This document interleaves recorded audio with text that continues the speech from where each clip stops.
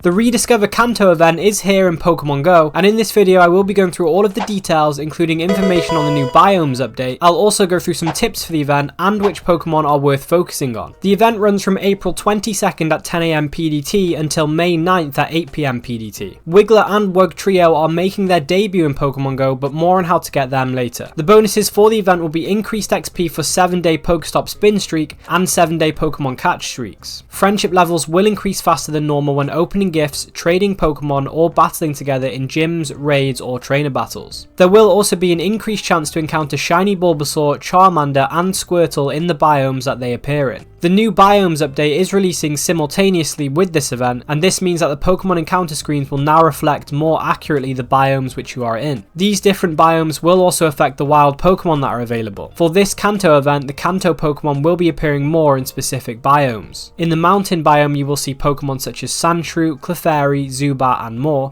In the city biome you'll see Pokemon like Caterpie, Pidgey, Machop, Ghastly, and more. In the forest biome you'll find Bulbasaur, Caterpie, Weedle, Oddish, and more. And in the beach biomes you'll find the newly released Wiglet, which can be evolved into Wugtrio with 50 candy. You'll also see Squirtle, Psyduck, Seal, Magikarp, and more. I will be going through how good each of these featured wild spawns are later on in the video, and which ones are worth hunting, so stay tuned for that. During this event you can evolve Ivysaur to get a Venusaur that knows Frenzy Plant, you can evolve a Wartortle to get a Blastoise that knows Hydro Cannon, and you can evolve Charmeleon into Charizard to get Blast Burn. These moves are all beneficial to the Pokemon, so I highly recommend doing these evolutions while you can, otherwise they will require elite charge TMs to get these moves. There will be event themed field research rewarding Mega Energy for Venusaur, Blastoise, and Charizard. And there is also a free special research rewarding premium items, XP, Stardust, event themed encounters, and candy, so definitely worth doing this to get these rewards, and it is a special research, it isn't timed, so you can complete it at your own pace. The Sustainability Week event will also be running alongside this event for the first few days, and if you want to know more about this event and some tips for it, you should check out this video which I released a couple of days ago. So that's it for the details. Let's have a look at some tips to help you make the most of this event.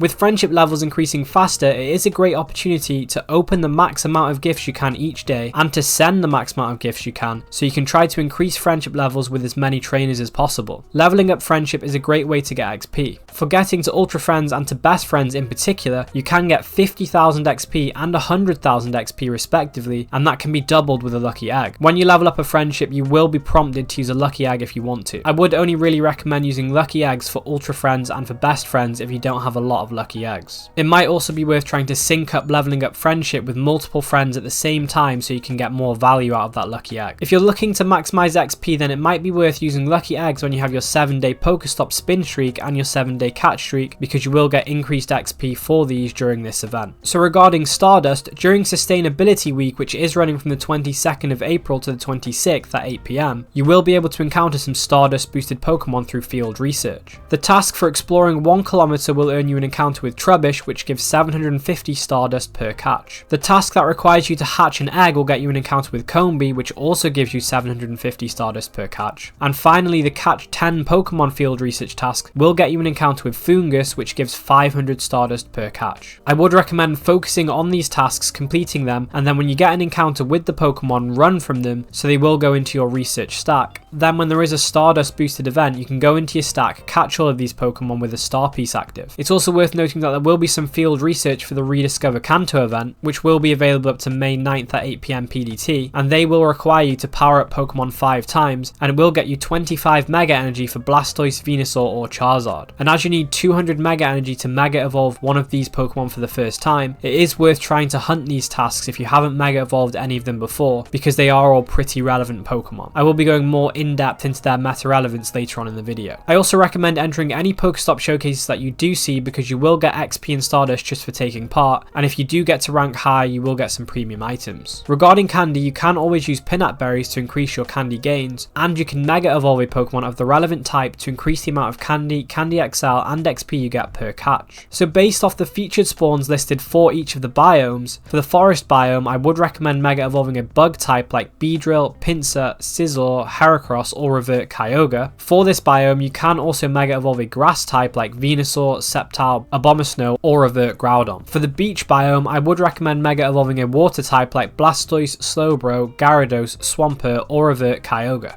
And for the mountain biome, you could mega evolve a ground type like Steelix, Swampert, Garchomp, or again you could revert Groudon. And for the city biome, the spawns are pretty mixed in type, so it really depends what you want to focus on. As you need 35 platinum medals to level up to 49 in Pokemon Go, the forest biome will be good for working on your bug catcher and gardener platinum medals. The beach biome will be great for working on your swimmer platinum medal, and the mountain biome will help you on your ruined maniac medal. With friendship level increasing faster in this event, it's a good idea to work on your idle platinum medal. With Stardust boosted Pokemon and Mega Energy being in field research tasks, it is a good time to complete some of these tasks to work on your Pokemon Ranger medal. With all of the Kanto Pokemon spawning, this event might be a good time to work on your Kanto Platinum medal, especially if you are a newer player. Also, it's worth trying to win showcases to get the Showcase Star Platinum medal done, because you will get an encounter with PhD Pikachu, and this is the only way you can get an encounter with this variant of Pikachu. So with that said, which Pokemon are worth focusing on during this event?